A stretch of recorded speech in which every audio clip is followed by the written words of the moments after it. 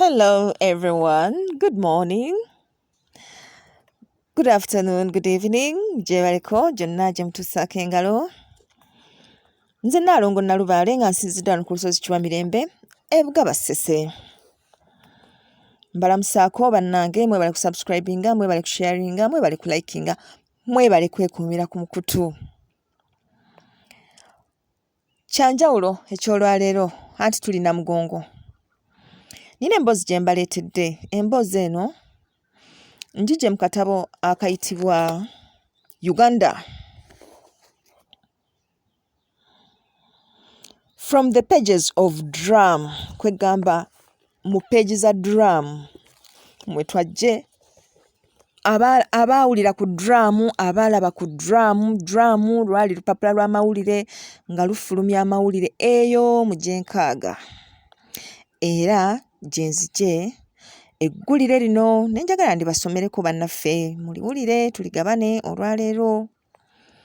Era nga eno emboozi gye ngenda omubanyumiza oba okubasomera, actually ngenda kugisomanga bweri, sigenda kuteeka mu byange no, ngenda kugisomanga bweri mugiwulirize. Eri titled When Uganda's Martyrs Went Out to Die. When Uganda's Martyrs Went Out to Die. Drum, February 1968. He is 107 years of age. Ayina emyaka 17 egy'obukulu. He is like any other villager, simple and contented. Alinga bannakyala abalala, mukakamu era mumativu. Yet, his name is among those to be found in the great archives of the Catholic Church in Uganda. So nga ate erinnya lye lyeryo erigenda okusangibwanga mu materekero g'ekkanisa enkatulika mu Uganda, and possibly in the Vatican, oba oliawo ne Vatican. For he is the only living witness to the tragedy of the 22 martyrs, kubanga y'omu ku bajulizi abaaliwo nga abajulizi 22 battibwa mu biseera ebyo. I met him just a few weeks before the 8th anniversary of the death of the famous Ugandan martyrs. Namusisinkana nga wabulayo wiiki ntono nnyo nga bagenda okujaguza emyaka 8 bukyanga abajulizi battibwa. Now saints nga kati baafuuka abatuukirivu at his home Makage, Kasasa, Kasasa, not far from Masaka, si wala nnyo okuva e Masaka. For days I had been searching for his place through fertile valleys and forest-clad hills.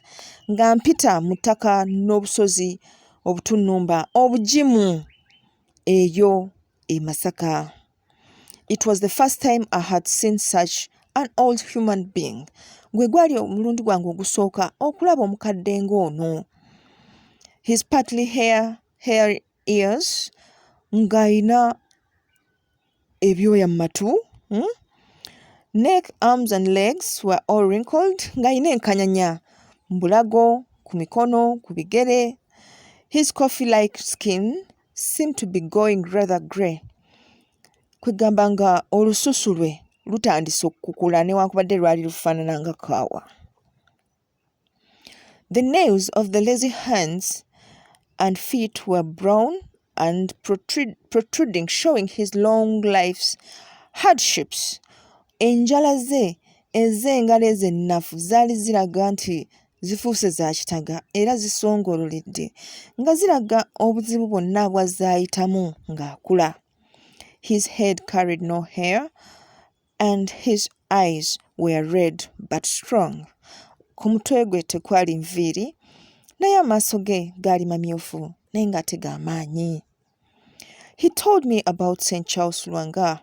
Yambulira ku St. Charles Lwanga, Kalooli Lwanga omutuukirivu, most famous of the Uganda Martyrs, whose birthplace is only 5 villages away from Musa's present home.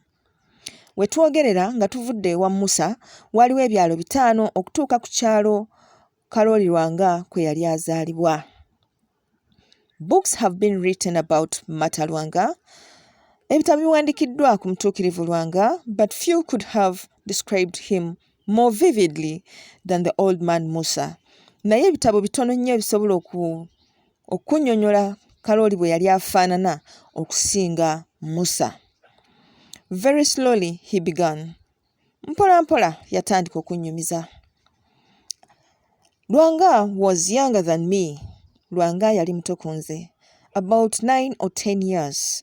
Myaka 9 ku 10 awo nga gye nali musinza. His family was a large one, but Lwanga was my chosen companion. Family y'aba Lwanga yali nnene, naye nze Lwanga yali omukwano gwange. His father had a house 1 door away from ours. Kitaawe yalina amaka nga luggi lumu okutuuka ku gaffe. We spent most of the day playing. Twamalanga olunaku olulamba nga tuzannya. Towards the end of the reign of King Mutesa I, nga tumaliriza omulembe gwa Kabaka Mutesa omubereberye, at the beginning of his son Mwanga II's reign, nga tutandika omulembe gwa Ssekabaka Mwanga owookubiri, many young strong men were commanded to leave home and go serve the king. Abavubuka envuumuulo baalagirwanga bave waka bagende baweereze kabaka mu lubiri. So, that way, I was among the first to be selected from the royal service. Nali omu ku baalondebwa okugenda okuweereza kabaka. Lwanga was not old enough to be honored. Lwanga teyafuna mukisa ogwo kugenda nange. Later on, nga wayise ekiseera, however, newakubadde, he did join me, and it did not take him long to settle down. Yajja nanneegattako era tekyamutwalira bbanga ddene kukkalira. He immediately became the most popular page in the palace. Lwanga yatuuka mu lubiri n'akwata akati. Nga buli omu ayogera ku Lwanga nga bamanyi abaana abo abakyankalanya abakyamufu.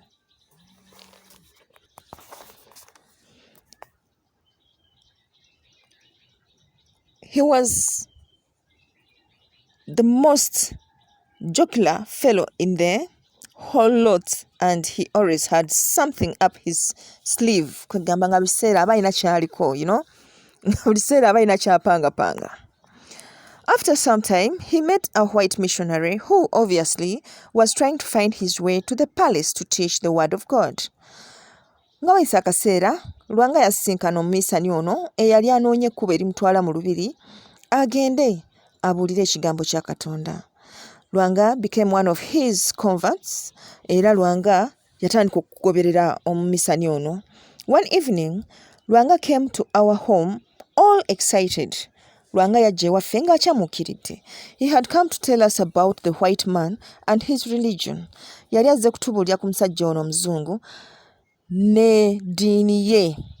He had heard of the white man. We had heard of the white man, but we had never attended any of his preachings.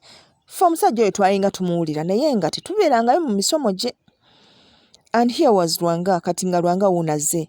A boy we always refer to as our kid cousin.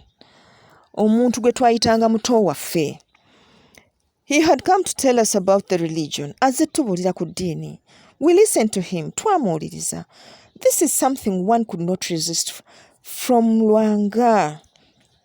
This is something one could not resist from Lwanga.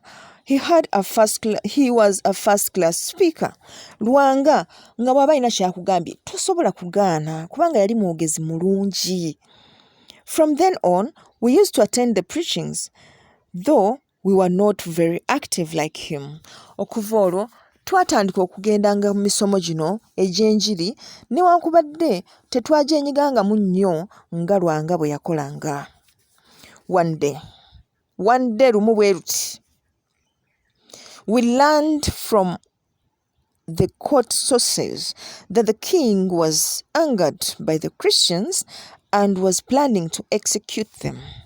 Kale twawulira amawulire nga gava mu kkooti nti kabaka yanyiize era bano abanaddiini bano baamunyiizizza, kale ng'ayagala kubatwala mu mbuga z'amateeka. The first reaction naturally was to go and warn our rebel cousin. Kale kya butonde twali tulina kusooka kulabula Lwanga. Tumunyonyole nti ebintu byazedda bubi, emiwunyo giigino mwana wattu baako kyokola. We found Lwanga on his way to Mapera. Twasanga Lwanga agenda wa Mapera, the white missionary, omumisani omuzungu. Upon hearing our story, Lwanga answered in his not so seriously manner. Olwawulira amawulire ge twali tumuleetedde, Lwanga yatwanukula mu ngeri etaali serious. This is my problem. Kino ekizibu kyange. Olwo Mapera yayogera, kino ekizibu kyange. Mapera has assured us that whatever happened, it would be only for 3 days before we returned, and since then, okay, Mapera has assured us that whatever happened, it would be only for 3 days before we returned. Mapera yatukakasizza nti kyonna ekigenda okututuukako zijja kuba ennaku ssatu nti 1, 2, 3 zokka nga tukomyewo. Kino banaye kankiddemu. Ngenda kuddamu this whole paragraph. One day we learned from the court sources the king was angered by the Christians and was planning to prosecute them. Lumu tuwulira amawulire nti kabaka yanyiziddwa bano abakristaayo era yali ateekateeka kubatwala mu mbuga z'amateeka. The first reaction naturally mu butonde kye twasooka okulowoozaako was our rebel cousin. Twalowooza ku muto waffe Lwanga ne twagala tugende tumulabule. We found Lwanga on his way to Mapera. Twasanga Lwanga agenda wa Mapera, the white missionary, omumisani omweru. Upon hearing our story, Lwanga olwawulira emboozi yaffe, Lwanga answered in his not so serious manner. Yaddamu mu ngeri etaali serious, etaali kugamba ebintu yabitwala ng'ebyokusaaga. And this n'abaddamu n'abagamba nti this is my problem. Kino ekizibu kyange. Mapera has assured us. Mapera atukakasizza that whatever happened, kyonna ekinaatuukawo, it would be only 3 days before we returned. Zijja kuba ennaku 3 zokka nga tukomyewo. Kalooli Lwanga omutuukirivu nga bamaze omulabula nti agenda kuttibwa, yaddamu n'agamba this is my problem. Kino ekizibu kyange. Mapera has assured us. Mapera atukakasizza that whatever happened, nti kyonna ekinaatuukawo, it would be only 3 days before we return. Nnaku 3 zokka tujja kuba tukomyewo. Muzeyi Musa agamba mu February 1968 nti since then I never saw him again. I'm a fervent Catholic, and when I was strong enough, I used to go to church every day to pray to Lwanga. Kwegamba ye Muzeyi Musa Nyumba yafuukira ddala omukatuliki era ng'agenda n'asaba buli lunaku ng'asaba Lwanga.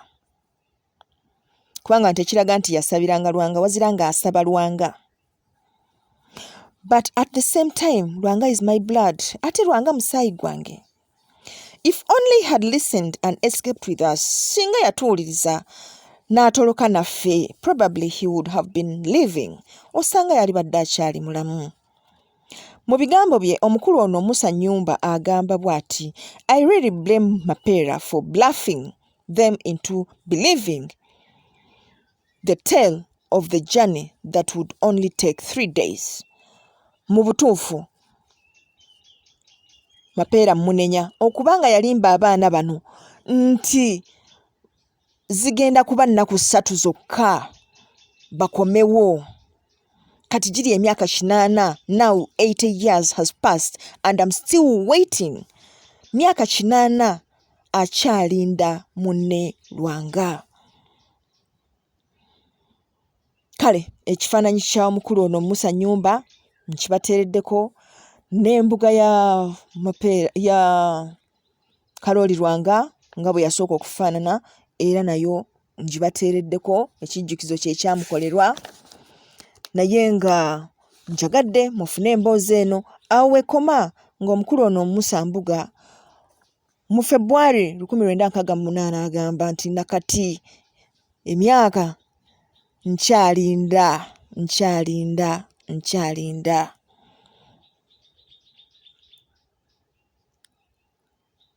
Njagadde mumuwulire ebigambo bino, mubeeko kye mulowooza, mubeeko kye mutegeera. Kiri eri mmwe. This time sigenda kukomentinga kintu kyonna ku nsonga zino zonna kasita mubiwulidde. It is okay. Osobola obbiwulira nga obiddiŋŋana. Fine. Kyonna kikole. Naye kansubire nti munaabifunamu ekyokuyiga. Ekyokukola ki? Ekyokuyiga. Ye bassebo ne bannyabo mbagaliza olunaku olulungi. Akuume atakuumira mpeera.